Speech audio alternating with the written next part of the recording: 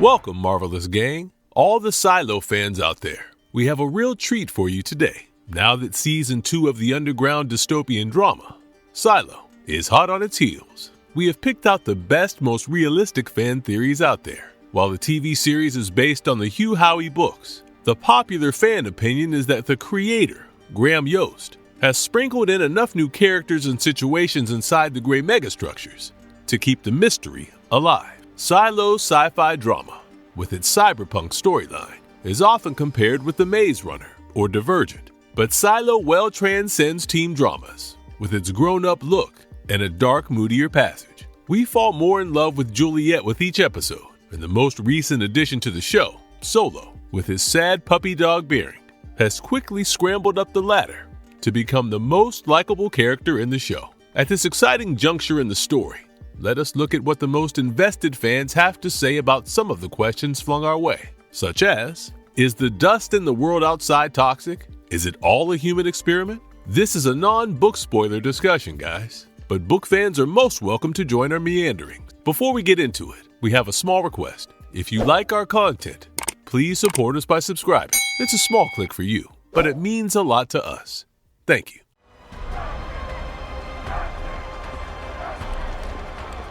Theories about Silo's purpose. Is the Silo an experiment? While the catastrophic event that caused people to go fully underground still remains a mystery, there are many theories about what their true purpose is. The first and most common one is survival. There are 50 silos in all, and they are made in clumps. Silo 18 has a bunch of neighboring silos, one of which, Silo 17 to be exact, is the one Juliet broke into after she was let out. The most straightforward theory out there for the silos' purpose is that they were built somewhere on American soil before the disaster that has engulfed the outside struck. They were being built for a catastrophic eventuality, intended to be a self-sustained deep burrows that can operate without any aid from the Earth's surface. Making 50 of them, instead of just a few, would ensure that even if some of these great societies failed, others would live on, and the human race would survive. Although we haven't seen much of the mining deep down in the silos as yet, fans seem to believe that the silos are linked with tunnels too.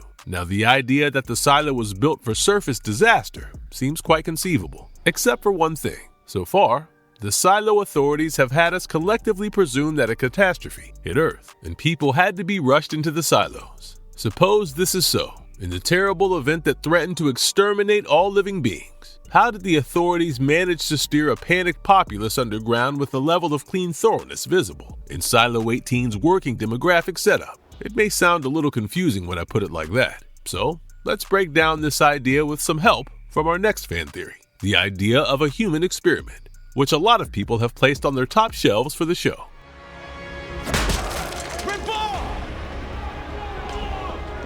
A human experiment. One of the most popular ideas is that the silos are a psychological experiment of sorts, and I am more inclined towards this one too, fam, and the reasons for this are simple. If the silos were indeed megalithic, survival sheds that were populated with people when a fatal disaster befell Earth, maybe a disease that was spreading like wildfire, or a nuclear war that threatened to wipe out all of humanity, how in that moment did the authorities have the time or mind to so meticulously arrange each silo with the correct working groups of people? I mean, every silo has had just the right number of engineers, tech guys, medical staff, farmers, and so on. How did that work out so well? Granted that it's probably been some time since the people were first ushered into their new heavy metal world, and the knowledge could have been passed down. Silo's authorities could have worked on imparting people with the skills they most need. But if we consider how it all began, it would be super hard for the first of the people to survive such an unnatural surroundings, without enough staffers in every department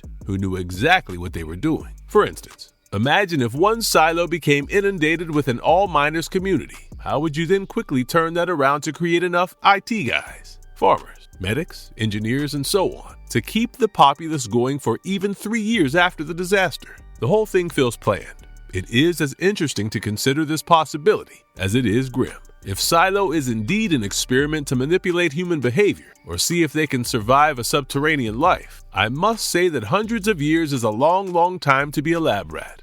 The whole world outside is not toxic. Juliet's walk outside and her break into Silo 17 shows that there is definitely some toxicity in the environment around the silo. That Juliet survived because of the proper tape sealing her suit. But there has never been any evidence to say that the whole Earth is enveloped or something as such. And we have recently got another big clue that doubles down on this theory. Since Solo has come to talk to Juliet, he has revealed a bit more about the Silo 17 backstory. He said that the people of the Silo walked out and hung around for about 3 minutes before the toxic stuff began to get to them. Juliet, being the quick-thinking fox that she is, immediately asked them how they survived for 3 whole minutes outside. To this, Solo answered, maybe it was the gusty wind that was blowing at the time. It does make one wonder, if the silos are surrounded by something that can be blown away, it would mean that it is not an integral part of the air. So the atmospheric air we learned about in school, you know, the nitrogen, oxygen, and carbon dioxide all around us, that air that we take in with each breath is not toxic, wind or no wind. It is instead some other particles that immediately surrounded the silos that are making this area unlivable. Solo also said something about the dust coming up and everyone dying. So there may be something in the dust that is making it toxic. It could be nuclear waste or another man-made atrocity clinging to the sand. These are totally non-book TV series theories, guys. So if you've read the books, I know you must be super tempted to give us the lowdown right about now. But humor us and let us enjoy the mystery, as this topic we are on now has been one of the biggest question marks of the show. While the full outside situation will be revealed to us when the showrunner decides it is time, I would like to believe that the entire world hasn't gone kaput yet. Otherwise, the show's finale would be quite a downer. I mean, nowhere else to go from the silos is a very morose way to end the saga. Alright, our next theory has lost a bit of steam since Juliet went walking around outside Silo 18 and crested over the hill and out of sight. But it was a big talked about point, so we have got to pop it in here. Silos are on an alien planet. It was pretty interesting to consider that the silos were not on Earth at all, but on another planet. While this could still be true, the whole alien planet terraform to resemble Earth theory seems unlikely. This is because we have at least 4 generations that have been living in the silos, if not more, and none of them, not one man or woman in the silo, have any knowledge or clues that would point to another planet. Of course, one may argue that the residents have been brainwashed with a drug over time, so they do not have any ancestral memory. But the communities within the silo behave very much like a microcosm of an Earth settlement. They are working with Earth metals and materials, and this fan theory has faded since the onset of Season 2, after Juliet walked out and saw the real world, and she has also met Solo now. This theory feels somewhat redundant. Moving on to our next fan favorite, the significance of Bernard's key fob and the vault. Bernard's key fob lighting up has been theorized to be a call from the other silos.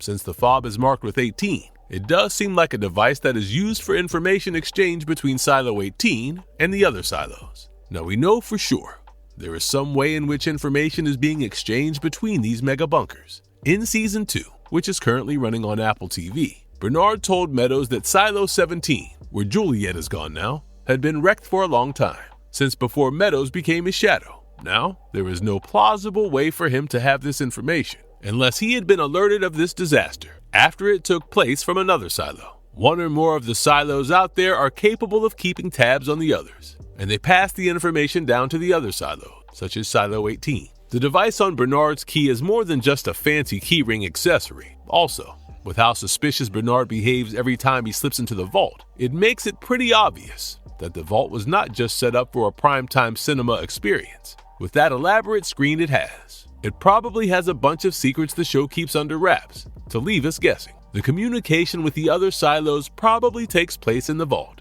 Solo, the newest character in the show, with his heartbreaking vulnerability that instantly got everyone to start rooting for him, is locked up in the vault, having chicken stew for dinner. How's this man got any food left in there at all? Are there cryopods for chickens in there or something? Okay, yes, I'm exaggerating a little here, but you get my point, right? The vault is that ultra-critical, uncharted territory that we cannot wait to explore. Well, hopefully, Juliet will check out Silo 17's vault in the near future, fingers crossed, and some of that lavish mystery surrounding the key fob and the vault should unravel itself.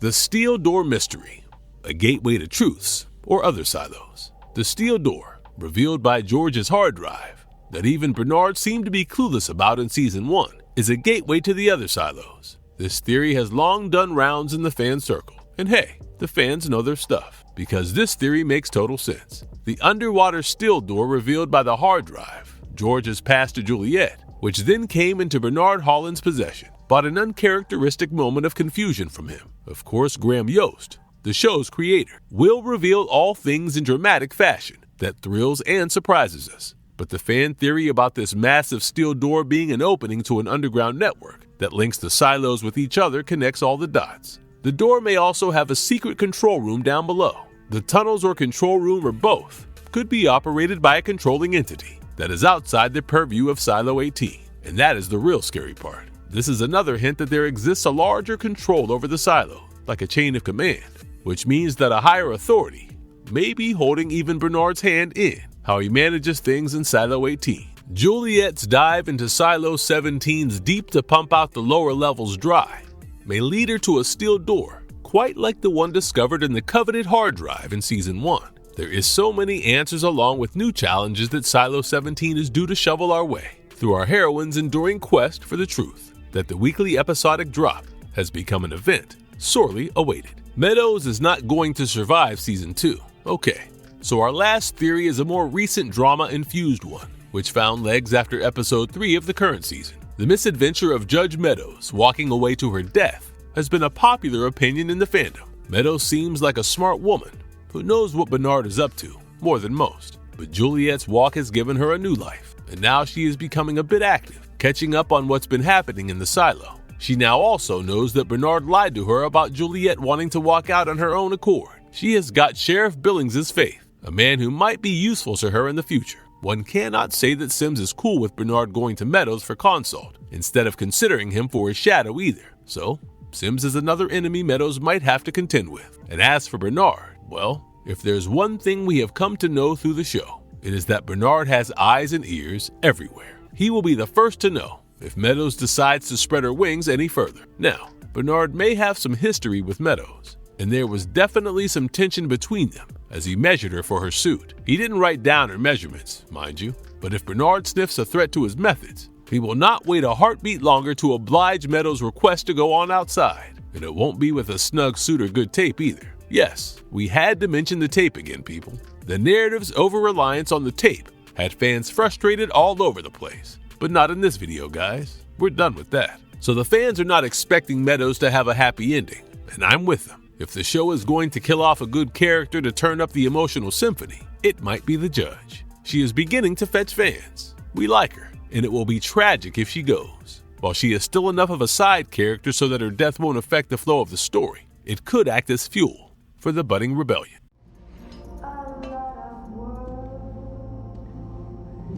Marvelous verdict. Silo, the TV series, is broken into 4 seasons, and while we will get some answers in Season 2, like if the whole world has become toxic on the surface or not, the vault secrets and so on, the real purpose of the silos will likely be stretched into Season 3 and 4. I mean, that is the apex mystery out here, and it will hover until the franchise is ready to drop the red curtains on the show. But some of these fan theories that have been flocking around social media, the comment sections of YouTube videos, Reddit columns, and so on, are about to have their day in the sun. But Juliet's entry into Silo 17 is a great big step towards her accomplishing some big things. Her ever-expanding knowledge of the silo, their foundations and purpose is about to have some whiplash moments in the upcoming episode. So strap in for some excitement, folks. And on that zingy note, I'm going to sign out. But what is your prediction for some of the big questions in Silo? Let us know in the comments. And if you like this video, please smash the like button and subscribe if you haven't yet. Stay good and groovy now. Cheers.